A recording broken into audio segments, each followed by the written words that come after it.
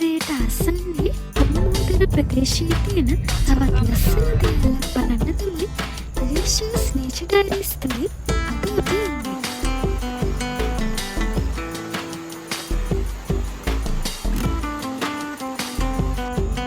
රජ බිසවගේ රන්මුද්ද සැඟවුණු ඇල්ල රන්මුදු ඇල්ල විදිහට මේ දිය ඇල්ල ප්‍රසිද්ධ වෙලා තියෙනවා. උසින් මීටර් 45ක් පමණ වන මේ දිය ඇල්ලට රන්මුදු ඇල්ල කියන නම හැදලා තියෙන්නේ අපූර්ව සිදුවීමක් නිසා.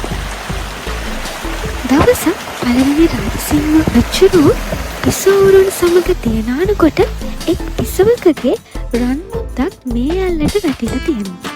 ඉතින් එදා ඉඳන් මේ ඇල්ල රන්මුදු ඇල්ල විදියට හඳුන්වලා තියෙනවා.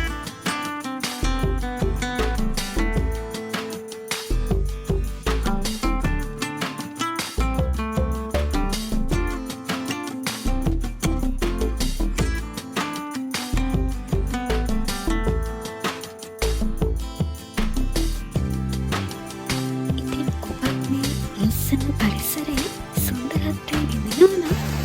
මේ ඔබේ වාසටාව පමණක් ඉතුරු කරලා මේ සුන්දරත්වය මේ විදියටම ආරක්ෂා කරලා යන්න මතක තියාගන්න.